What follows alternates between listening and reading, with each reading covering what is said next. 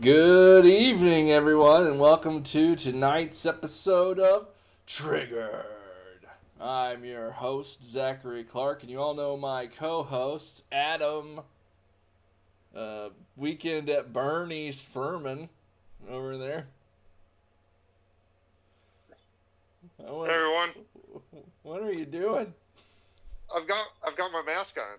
Oh, well, in general, unless we're conversing over the 5G, I'm pretty sure that we're going to be safe from any sorts of droplets that you might be trying to express. Ugh. Whew. Glad, glad to hear that mask's it's hard to breathe with a mask on.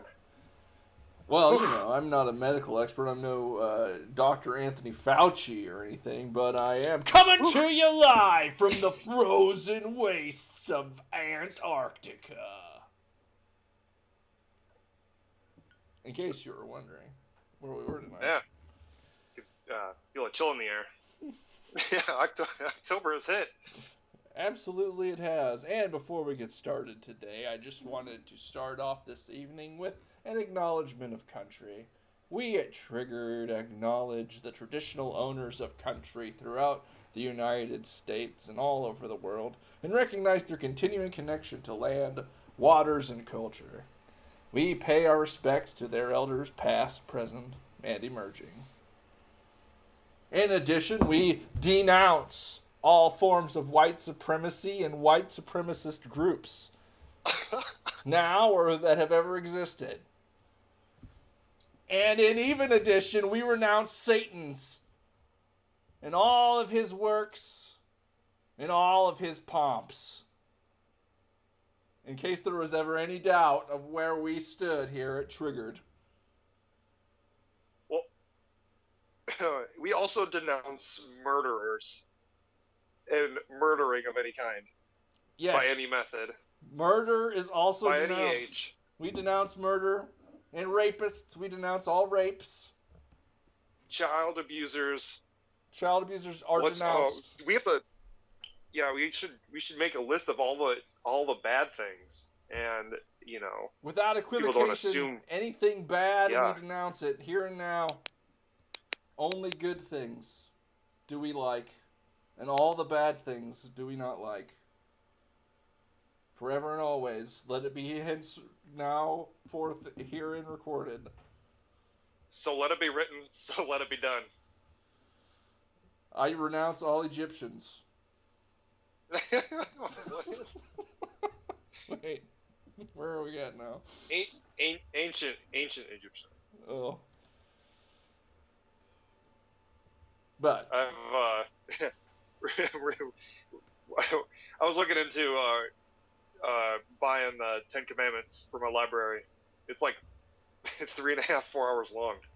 It's a very lengthy movie. Oh, the film Ten Commandments. I thought you were talking about just like the Ten Commandments. I'm pretty sure those got the Ten Commandments. Broken I know. At one point. No.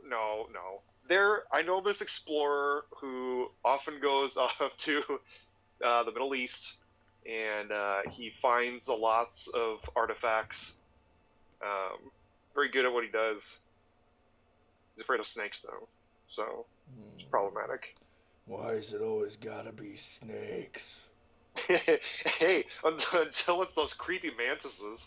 Oh my gosh, the Devil Flowers Mantis.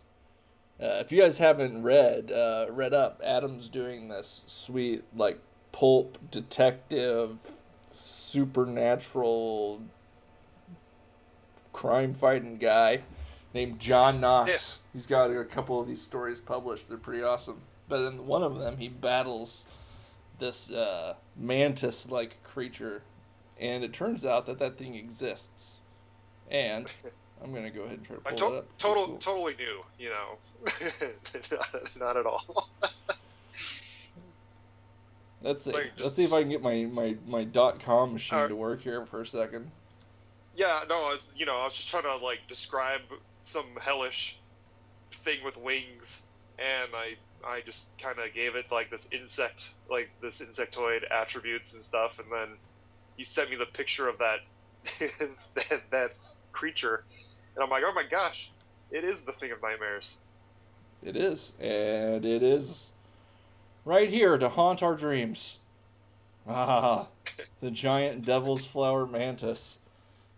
It looks like something that crawled out of hell. And it does. Imagine that.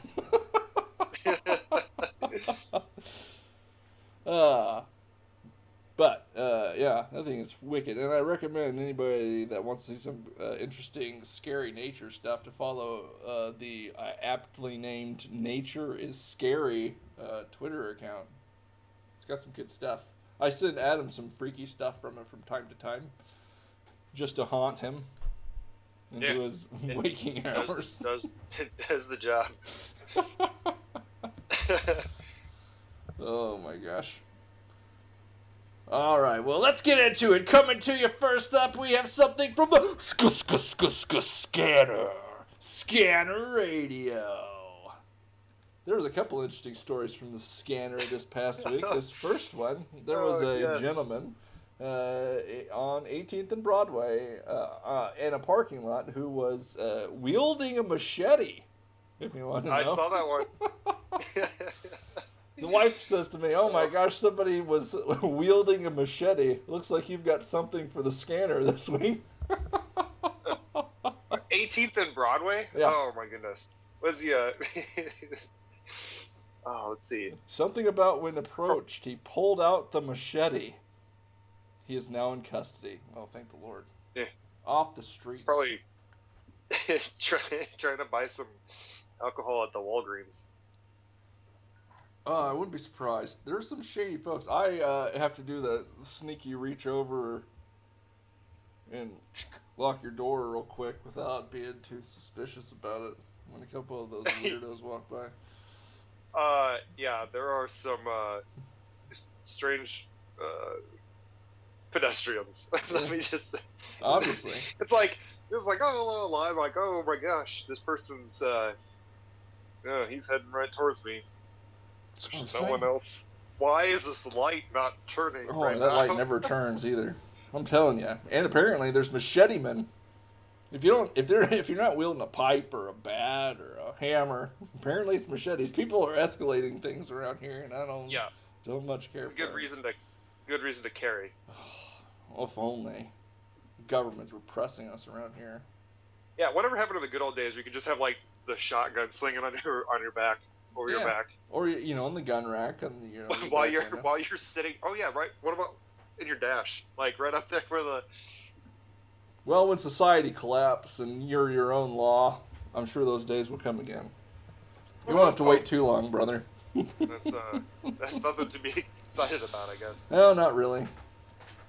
Also from the Scanner, Highway 61 north of Palmyra, red truck going north in the southbound lane. Oh no. MCSD and or MSHP en route. It's the oh no. You know who it is. Santa. It's Santa Claus again. Oh, this time he's terrorizing highway motorists in Missouri. Yeah. Where? That's Highway 61. They're completely abandoned. Even creepier. Yeah. Well, you're just driving along. The local Santa. Oh my gosh. He is not a person you want to meet in a dark alley. He's making his list. Oh my gosh. And you're on it. I guess it is October. You never know. Spooks about and whatever. In other local news, there was a jewelry heist in our very own Quincy Mall. Oh, in the mall? Yeah, someone's robbed the Zale store. Stole 2 diamond rings and some other things, valued at approximately $30,000 each. So it was like over $60,000 in jewelry stolen from the Zale store here in Quincy. Yeah. Suspect has not been identified. I thought it was $28,000 total. It says both rings are valued at approximately $29,998. I don't know if that means both together they are, or each. Who wrote that article? I don't know. Everything nowadays I've been reading is something like this nonsense, ambiguous talk. You don't know what they mean when they say things, if they mean one thing Yeah. or the other. It can be interpreted in both ways. My intro to logic course had a whole thing. We had a whole unit on ambiguity and how you want to make, you have this sentence, and it's something. This is a good example where it could mean, does each ring cost $28,000? So you have like 56,000, or does it mean both the rings, as in like a combined nation, like the value of them combined? We had a whole unit on this. So I don't know. Apparently, it's not required for journalism, but well, not these journals. Not from KHQA apparently. These guys, they have different standards, Adam. They're the pinnacle of local news reporting. I do like our local news, though, so... It's not too bad.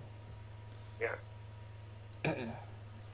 So, did you watch the political theater that was on this week? Well, since the stuff changes hour by hour, what exactly do you mean? Because the great showdown between two statesmen of global renown. Oh, the two men going head to head, battling with ideas and convincing us. You sent me a video of them actually physically fighting.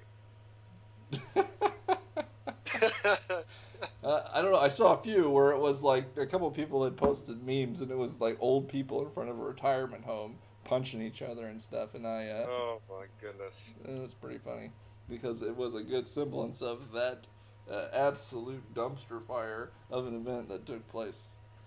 I did not watch it, and then I went online afterwards, the day after, and it was largely people saying, "Oh, that was the worst thing I've ever seen," type deal. And then, except for the true believers who are like, "Oh my gosh, insert politician totally crushed the insert other politician." So I don't know. Not just totally crushed, beat the hell out of. Oh jeez. At one point in time, Trump and Biden, in one of their exchanges, Trump insinuated that Biden barely beat Bernie Sanders, to which the former vice president responded, "I beat the hell out of him." Oh, no way. Did he really say that? Yes, he did. Oh, that was wonderful. That was good.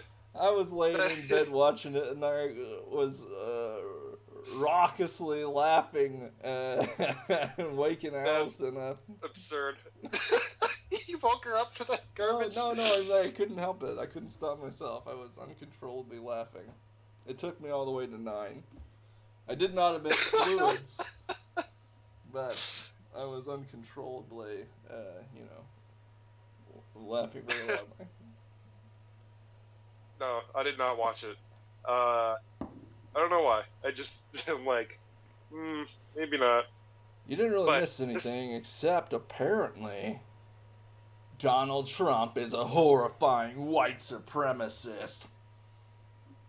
Oh, wait, what? Is this the news that came out of the thing? I thought that was, quote, already news. This was the big story. The big story surrounding the debate was that Trump is a racist. Basically, is the gist of what people want you to take away from it. And that's the screaming at Sky Lady. Yeah. It's all stemming from this one exchange, and I will go ahead and read it to you right now. This is the ultimate proof that Donald J. Trump is a white supremacist. The smoking gun. All right, let's go. All right. I want to hear it. Wallace says, "Are you willing tonight to condemn white supremacists and militia groups?" Trump says, "Sure." Wallace says, "And say that they need to stand down and not add to the violence in number of these cities, as we saw in Kenosha and as we've seen in Portland." Trump, "Sure, I'm prepared to do it. But I would say almost everything I see is from the left wing, and not from the right wing. I'm willing to do anything. I want to see peace. Then do it, sir. Do it, I say! Say it! He didn't. That's no, what Biden he didn't said. say that. Biden said, Are you for real? Say it. Interrupted. He didn't say. Then Trump says, what do you want? What do you want to call them? What do you want to call them? Give me a name. And then Wallace says, white supremacists and right-wing militias. And then Biden shouts, Proud Boys! Oh no, this is not real. Are you for this? Are you serious? This is exactly how it went down. And then Trump says, Proud Boys, stand back and stand by. But I'll tell you what, somebody's got to do something about Antifa and the left. End of exchange. We've proven it once and for all. Donald J. Trump. He supports white supremacists and is a horrifying racist. Yeah, that's a weird thing to conclude based off of that, but, That's what I said. and you know what? To president's credit, I've got 5 words for you, Zach. Not yet, but be ready. Oh my gosh. You gotta watch out for that guy. I didn't ever follow up on that story or what happened to that local representative that was advocating violence against the Antifas. He was not advocating violence. He said, someone asked if they should be, what was it? Should we protest back or should we something like that, counter protest? And he said, not yet, but be ready. Or did he say to fight them in the streets? You have to read their mind, but obviously what he was saying, because he couldn't say that you should murder them in the streets, was that they should be ready. And I said at the time, we talked about this at the time, you should always be ready. There's nothing wrong with that. Playing the same games. Whatever. Anyway, same deal here. If you can recall from my wonderful narration I first performed there, the question was a compound question. And the first part asked Donald Trump if he was willing to condemn white supremacy and militia groups, to which he responded, sure. And he has in the past. Donald Trump has, in no uncertain terms, condemned white supremacy. And I will read this quote in full, just because it's worth it. As I said on Saturday, we condemn in the strongest possible terms this egregious display of hatred, bigotry, and violence. It has no place in America. And I believe this is in reference to Charlottesville. And as I have said many times before, no matter the color of our skin, we all live under the same laws, and we all salute the same great flag, and we are all made by the same Almighty God. We must love each other, show affection for each other, and unite together in condemnation of hatred, bigotry, and violence. We must rediscover the bonds of love and loyalty that bring us together as Americans. Racism is evil, and those who cause violence in its name are criminals and thugs, including the KKK, neo-Nazis, white supremacists, and other hate groups that are repugnant to everything we hold dear as Americans. We are a nation founded on the truth that all of us are created equal. We are equal in the eyes of our Creator, we are equal under the law, and we are equal under our Constitution. Those who spread violence in the name of bigotry strike at the very core of America. President Donald J. Trump. He said that? Yeah. I mean, I'm sure it was not that, put together. Yeah, right, yeah.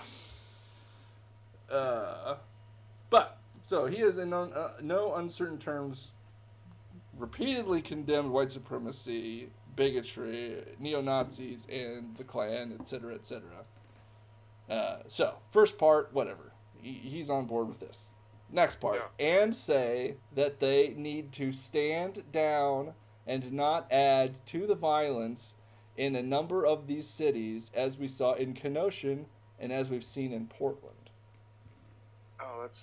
All right. So right there, Wallace is asking him if he will speak out and tell specifically for these groups to stand down.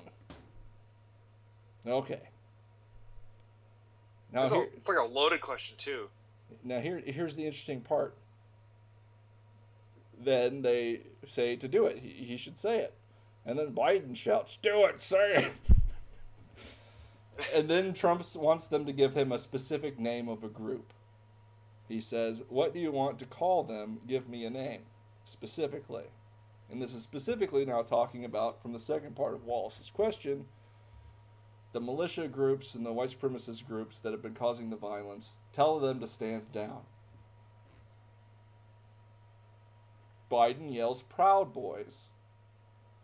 Trump says, "Proud Boys, stand back and stand by." Now he's specifically telling the Proud Boys to stand by, stand back, aka stand down, specifically the question and demand that Wallace asked of him in the second part of the two-part question he asked. Right. So I don't know how, it's just like all this stuff, people grab at whatever they can to try to characterize it in the most inane and hyperbolic way possible without even knowing what they're talking about. I see this and I say, okay, in the chaos that was the debate, this exchange no exception, Trump answered the question asked of him as best he could, and we all know that he's really good at sticking to answering questions in the first place. Well, I didn't have any problem with this, but people were up in arms and they were insane. On the Facebook, I got into a little kerfuffle, as I'm known to do. Because someone was saying that if you are a Trump supporter at this point in time, these are your allies, and to be frank, you are complicit with them. Talking about white supremacist groups, neo-Nazis, and the like. And so I responded, yes, voters are as bad as the worst people who vote the same way. This is sane. To which they replied, if you vote for Trump, then yes, you are complicit with white nationalism, and with the amounts of dog whistling he's done, he is also. Therefore, a vote for Trump is a vote in approval of white nationalism, even though on several occasions during this very presidency he has denounced in no uncertain terms white supremacy and white nationalism. And I said, very weird. I said define complicit and white nationalism, because I don't think that we're speaking the same language. Oh, you're not, and I think that's intentional. Oh, absolutely. And so then I said, or, on the alternative, the inverse has some very interesting implications. Are you complicit in, murder, anarchism, rebellion, arson, insurrection, racial segregation? Oh, yeah. Because that's what these Antifas and the new wave of anti-racist folks are doing, and I'm like, I don't know. Yeah, absolutely. If that's what you're into. But, as we all know, Antifa is not a group, Adam. Antifa is just an ideology. It's just an idea out there. And so, Biden doesn't need to condemn any groups. He doesn't even need to condemn this idea, which has virtue in his eyes, apparently. It's fake. It's all fake. It's the Antifa stands for Antifa Action, and it goes back to the 1920s or 30s in Germany. Actually, I don't know, they might have scrubbed it, but the Wikipedia page for Antifa had it had a little bit on there on the history and how they were actually allied with the National Socialists in Germany, working together against the Liberal Democrats. And if you, for some of our viewers, if you may have forgotten, the National Socialists, those were the actual Nazi party of Germany. So you have Antifa and the Nazis, the actual fascists, working together hand in hand to defeat the majority party, which were I believe it was the Liberal Democrats. And so it's I don't know Don't where do you forget the get this? Where you Pope. have communists? I don't what? Don't forget the Pope. Which one? The Pope at the time. I don't know the Pope's name at the time, but didn't they reach some sort of political agreement? They wouldn't oppose Hitler or support his opposition in am exchange not. for preferential treatment in the government or something like this. I cannot remember the specifics on that. When I took when I took my upper undergrad history of Nazi Germany course, we barely touched on that, but there was some sort of like there was some sort of arrangement. I can't quite remember what it was, but I believe that I want to say that Hitler pretty fairly quickly it betrayed the Catholic Church afterwards. So, well, he wasn't very good at keeping his word. So yeah, it's like anyways, what I was getting at is you got communists and fascists working hand in hand against the liberal Democrats there, and they could do it because they had the fundamental they had the same ideology grounded in socialism. So, but yeah, check it up on Wikipedia. You look at it. Symbols are the same. They have like those flags and stuff and whatever. no, I think they're pretty explicit even in these Antifa groups in this country that they are reaching all the way back to those to that situation, and leading up to the Nazi times. Yeah, but they didn't. They either don't know their history or they're willing to sidestep it. That they worked hand in hand with the fascists. That's what I'm getting. That was what I'm saying. Yeah. Well, who even is a fascist? It's hard to say. Yeah. But that's for another time. regardless, so there was two things that I took away from this situation. One is the ongoing struggle with me to understand this language that has developed that I have no way of understanding. And the other thing is this rampant need to denounce whatever is, needing to be denounced at every stage. And that's what led me to my little introduction here today. The acknowledgement of country, specifically. I can't even remember what came. I was watching. What was I watching? It was a John McWhorter interview with Quillette, and Quillette's in Australia. And in Australia, they have placed this acknowledgement of country, and they give it as an introduction to whenever they have an interview or public speaking or what have you. You give that acknowledgement of country, acknowledging that there were native peoples that were there, and the land belonged to them. And I thought that was interesting.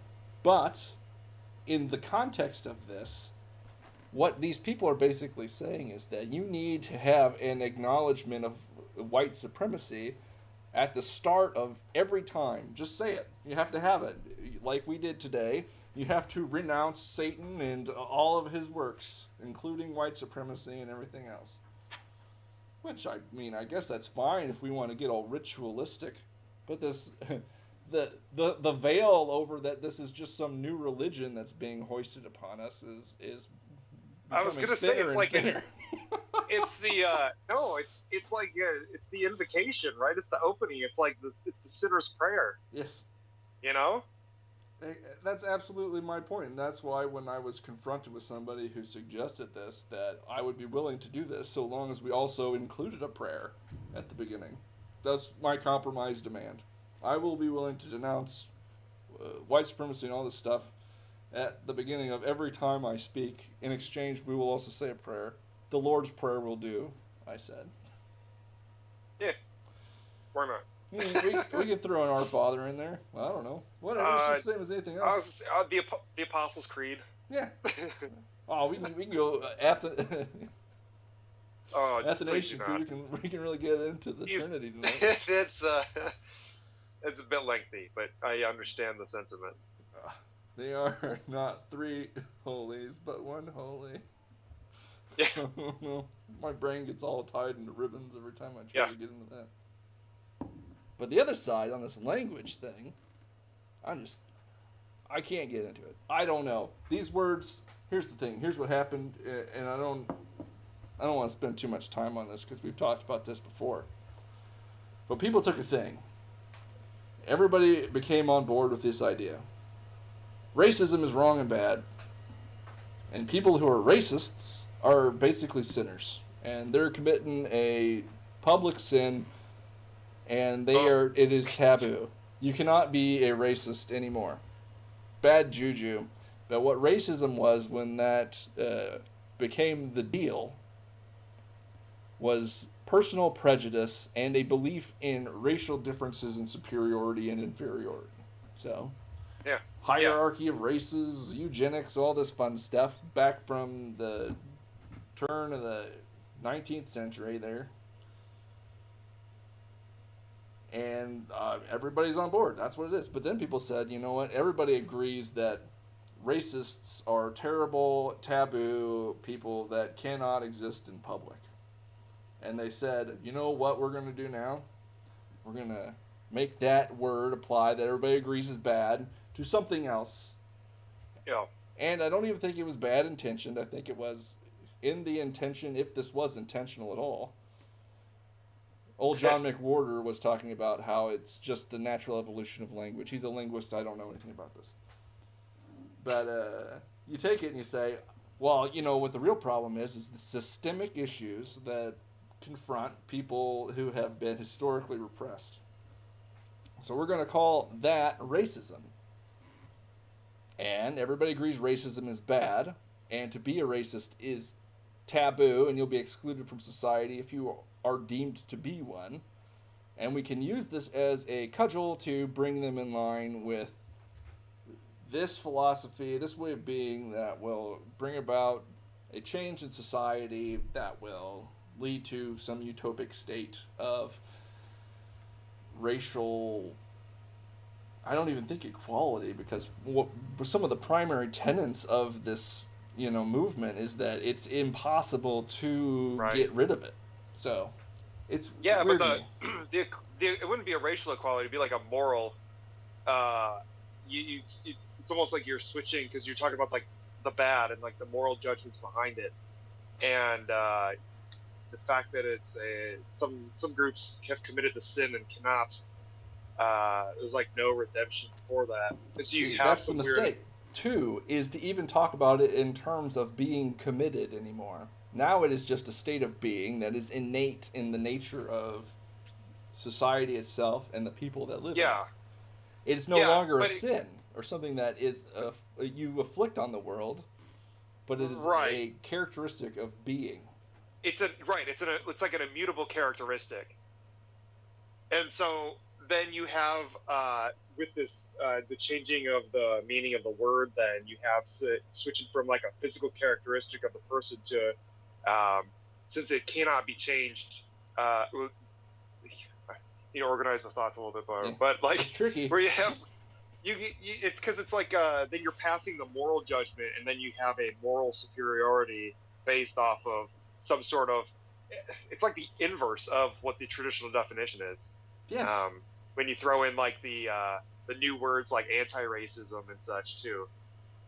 So now it's not like there's a racial superiority in the old traditional sense, but it is the fact that racial superiority had existed then makes those classes of people who had previously benefited from that now transferred those types of ideals and judgments onto the current individuals who may or may not. I mean, I don't know. There's definitely racists who still, in the traditional sense, who still exist today. But then they flip it in as far as the moral superiority aspect. Right. It's so weird. But it is exactly as you said. It is the inverse of what it used to be. It was these people are bad because they have a belief in racial superiority of one group over another. and they attribute certain characteristics and inferiority to people based on their racial heritage, including people of mixed races, the one drop rule, and all this stuff. No, I've recently followed this YouTube channel. Who he's a anyways he is a one half of an interracial couple. He's a black man and his wife's white, and he likes to talk about Christianity and race and here and there when it comes up in the news, and he he will post up comments and like there's just vile things people say to him, and it's not white people who are saying it to him. I mean, it's very, very vile stuff. No, the black communities brought out the race trader card, and they play it when it comes to interracial couples and all this sorts of stuff. People that adopt the white man's culture, etc., etc. As Joe Biden said, they ain't black. Yeah. Oh, it's so good. He brought up like, what does black mean? What does it mean to be black? And then he had a bunch of different clips of like, there's like a certain culture, there's like certain art that you might like, music you might listen to, way you might. And then he said, it was so great because then I wish I remember what video it was. I watched like 3 dozen of his videos already. But then he's like, and even for who you vote for, and then it showed the former vice president's clip. He was not amused, but like that's why it was funny. Yeah, he's just like, no, it's very weird. And the trouble is that it's moving so fast. I'm becoming an old man overnight, and I just can't keep up with it. You may have seen this, and in fact, I know you did just send it to you. But the Navy SEALs are changing their official ethos to be gender neutral, remove brotherhood and man. Yeah. The president says that he will overturn this ridiculous order immediately. Yeah, it's great. I saw some comments about that of how our president is undermining the military, and I'm like, I think you got that backwards, bud. I think that he is the commander of the military. Yeah, people don't understand how this works. I don't know. It's intentional. It was, oh my gosh, it's so frustrating. It was intentional. Or evil. It was intentional that a civilian would be the commander of the military. You wouldn't have. It would be like the buck stops at the civilian, and why? Because they're not a military person. That was intentional. Yeah, well, I mean, not only that, but you create a unitary executive. They wanted to have a strong executive that could do all the stuff. And so then, you have this weird things like, how can Trump be interfering with the Justice Department? I'm like, because the Justice Department is an arm of his office. He can do what he likes with it within the law. It is him acting through his agents. I don't understand how people don't understand. This isn't hidden information. I mean, you could Google this stuff fairly easy. I mean, there's nothing nefarious or hidden about this. Like, Justice Department. Oh, it's a branch of the executive. What does that mean? Oh, well, because they didn't have the Department of Justice back in, 1793 or whatever. 1790 circa, we'll say. Yeah. I don't know. I can't remember when the things all came into place. But so frustrating. Yeah. But yeah, this is what I'm saying. Unitary executive, so that if there's stuff that arises out in Western Pennsylvania, President Trump can get in a tank and ride out and crush those those corn farmers and stuff. Man, if I could meet General Washington, he's one of those guys I'd bring back to life to eat dinner with. Oh, they'd say, name 3 people you'd bring back to life tonight to have dinner with. Yeah. Oh, man. George Washington. He's the best president ever. Hands down, if you disagree with me, you're just wrong. Comment who you think is the best president then. Better than Washington. If you say anything about Washington, you're banned, so don't try it. Hey, there's a couple exceptions. I'll allow. I will delete the comments. Flag for abuse.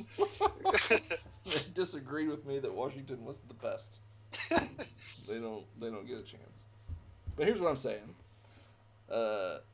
Language is a tricky thing and it evolves over time. But if we formalize the language that we use as English as of a certain date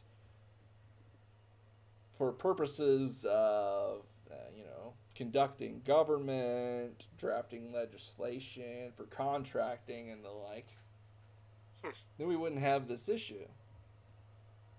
Alternatively, we could just bring back Latin for those sorts of things, and we'd have the same sort of deal, except for I'd have to learn Latin, so yeah. No thank you. I think 1900, yeah.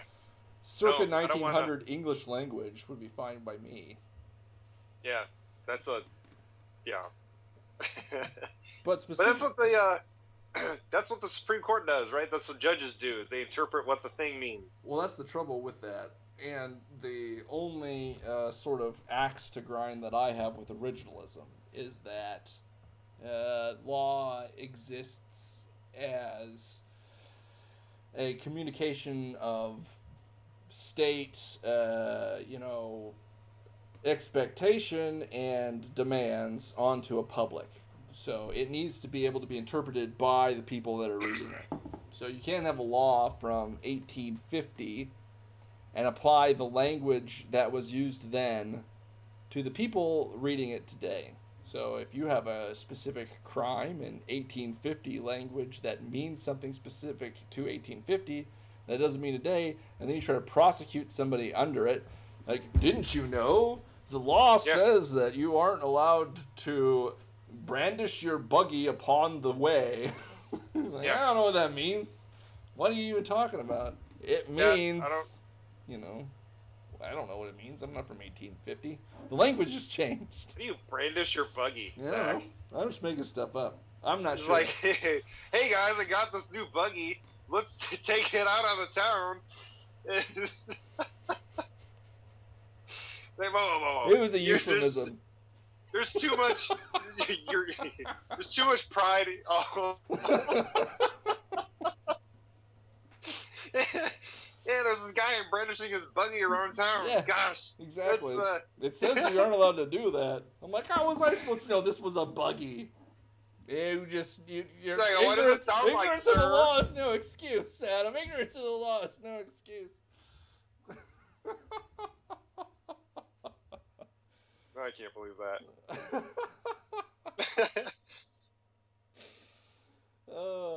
Everyone was too sensitive. It's like. So what I'm saying, right? We had the guy going off of Main Street, and he was brandishing his buggy again. All of the oh, that's just Crazy Harold. Of course, this is Crazy Harold's at it again. Right, but specific to give that poor chap a job. I've tried 90 times. He uses it as an excuse to violate the law.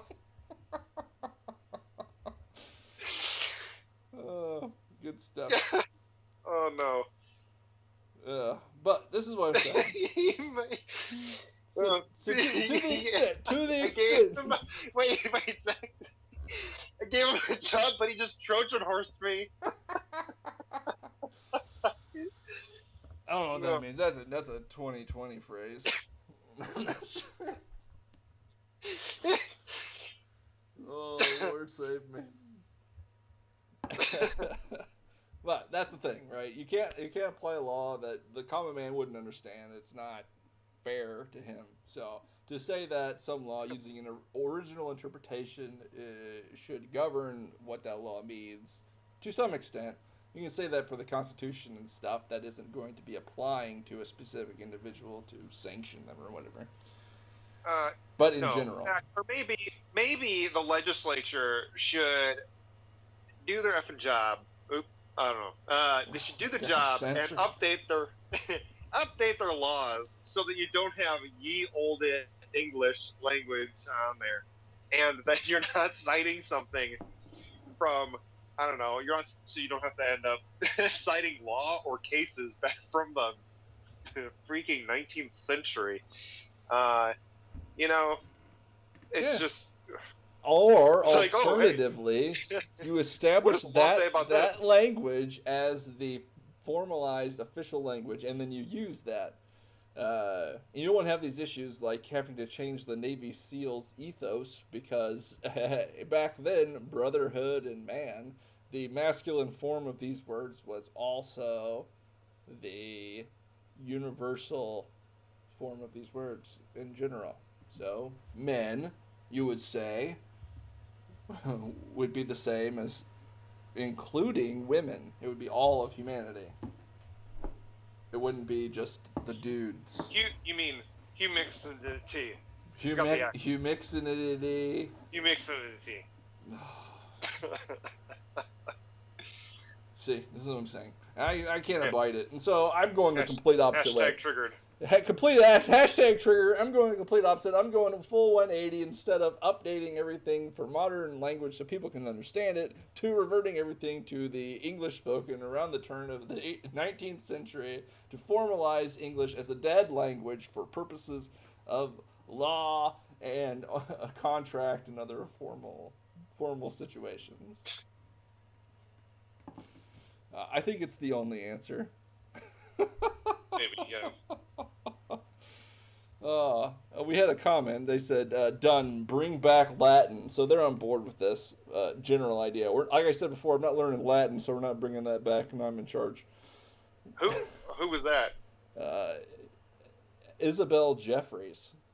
Ooh. Even though I don't know anybody by that name. I don't know who that is, but that's... Allison's maiden name was Jeffries, but the only Isabel I know was married and changed her last name. No longer Jeffries. So. Oh, okay. So you don't know you do know who this is. Like I said, I don't know. That's not the person's name. She also said that I wish this was in Trump's voice. I don't do a very good Trump impersonation, but... Oh, give me a break. Yeah, you do. It's not that good. You do a lot of good voice acting in general. Oh, we're going to get to that. Because I did a little voice acting recently. I guess we talk about that now. The Story Hack literary magazine and podcast put out a call for people to narrate stories. And Adam let me know about this. And so I shout out to this guy, which is why I got my new microphone, as discussed last week. And they just published today my narration of Sea Curse by Robert E. Howard. You can find it, and you were probably already aware of this if you follow me on Twitter, so you can do that if you'd like. I also posted it all over my Facebook, so if you could support Story Hack, I will put a link below to their website, and you can donate or buy their magazine. It's really good. I was listening to their podcast. They have a number of these, and they're old pulp short stories that are now in the public domain that they have different people narrate. The guy who did so Robert E. Howard, for those of you who may not know, he's the guy who created Conan the Barbarian. So I mean, this is the guy, well, and also Sullivan Kane, but this guy is commonly regarded as one of the masters of, like, you could trace back modern fiction and modern action heroes all the way back to hit some of his work. So I was planning on listening to this as I was drifting off to sleep tonight. So it is a little spooky. There is a curse, a witch, and all sorts of devilry about. Ooh. And one character named Lylip Canool. Interesting. Which I extremely like the name that Robert Howard created for this individual.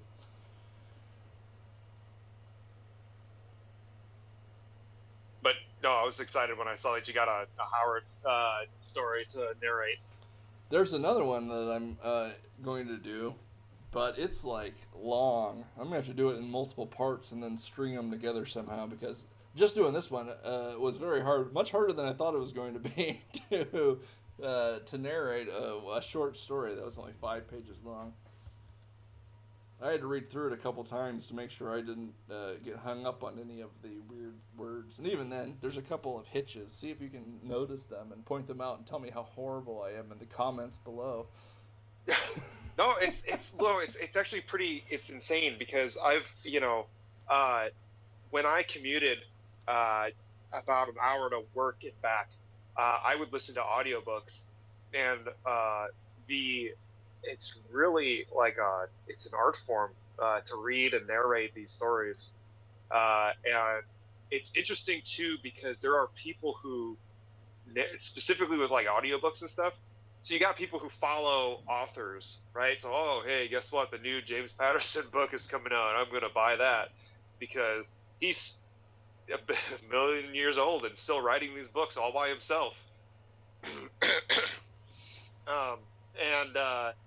So there's people who follow like the authors, but there's also like this weird cult following over certain like audiobook narrators.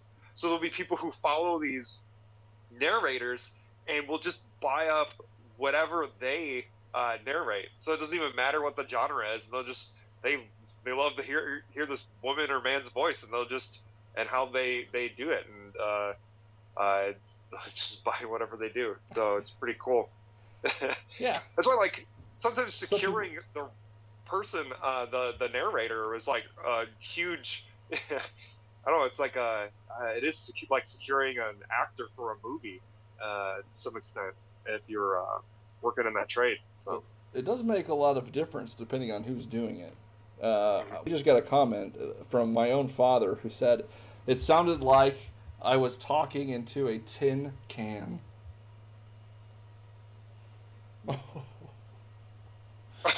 I'm never gonna do it again. No. I actually locked myself in an upstairs closet so that I would have quiet and it wouldn't be an echoic room, so that I wouldn't have too much reverb. And I kind of agree. There was a bit of a tin canniness to it, but I'm working with free mic I got from the guy that was my compensation for agreeing to do these stories. So, it's a good, little microphone, but. Yeah, Zach, the only thing I can say to that is haters gonna hate, and haters gonna hate. Yeah.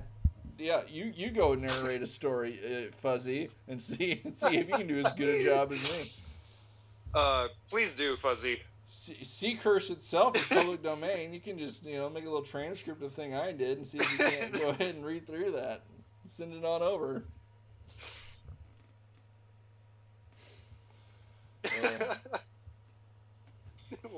Why is there? It'd be like the new meme, right? There's just like a whole bunch of public readings of Seacurse. Hey, worth it. It was a good story. John Colrick. Anyway, we don't need to talk about this anymore. Did you hear, Adam, that the plague is spreading? Which plague? The current one. The coronavirus plague is spreading. The president himself has been infected with this deadly virus. Other people I know may have it. Yeah. You? No. I'm clear right now. I can still taste my... Oh, I can't taste my whiskey. It's gone. It's weird. I can't... I just drank this beverage, and I'm drinking this beverage, and I can't taste it at all. Oh my gosh.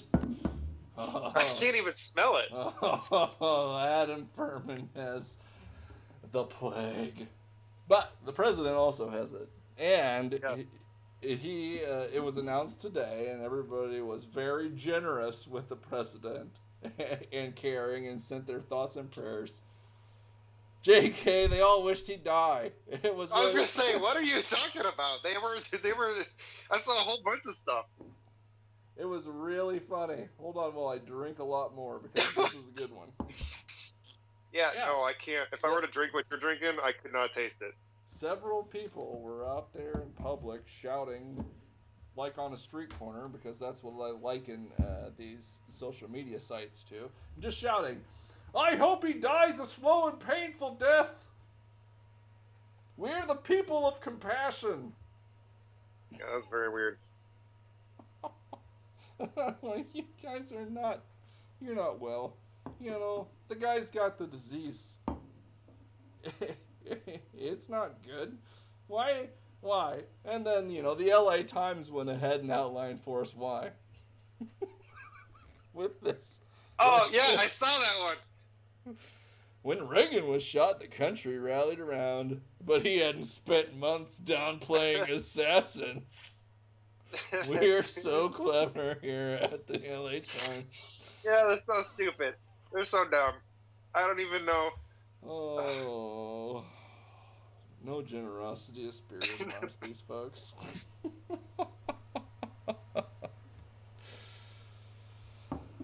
But, you know, what can you do? I can't make people be good people, as discussed last week.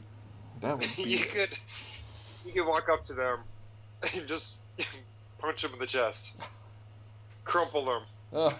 I'm not Buzz Aldrin. I don't have the guff to do that. You know? I don't know. I don't know what goes through people's heads. Unclear Like, to hey, me. I don't agree with your concepts of liberty and freedom. I hope you should die, or whatever. What a bunch of garbage. I hope you die a slow and painful death. Why? Because I disagree with you. Oh my God! Please. I hope you collapse to the floor and have trouble breathing. What? Did anybody else find it hilarious when he contracted that deadly virus?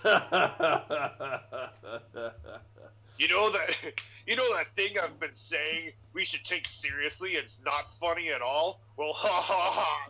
He got it! Ha ha ha ha! Yeah, that's right. It's like those idiots on 9/11 day talking about all buildings matter or whatever.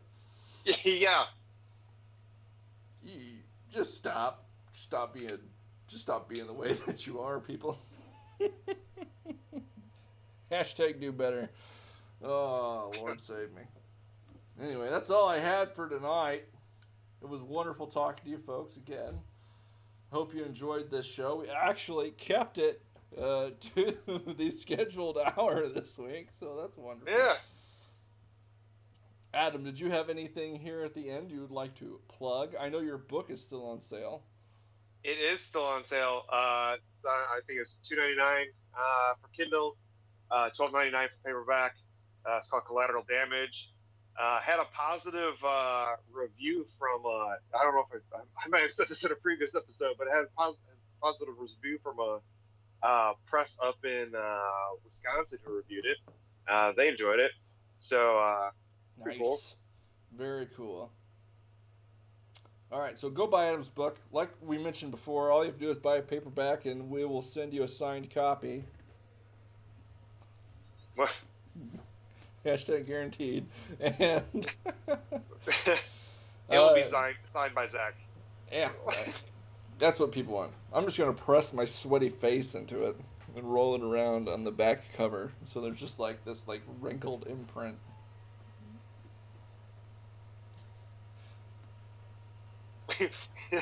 Hashtag priceless. Yeah, and also go to storyhack.com and peruse their podcast that is available for free, which has many narrations, including my own, and also maybe subscribe to their magazine, or I believe they're even open for stories right now. So if you ever have an inkling to write a little short story, you could submit. And one last thing about StoryHack is that they have an issue number 0 that you can try out to see if you like the type of stuff that they put out. All you have to do is give them your email address, basically subscribe to their newsletter, and they'll send you their issue number 0. And I've read a handful of stuff in there. I know some of the authors on Twitter, and they write some good stuff. So yeah, it's pretty good. Pretty good magazine. All right, folks, that's our show for tonight. You have a wonderful evening, and we will see you next week. Take care.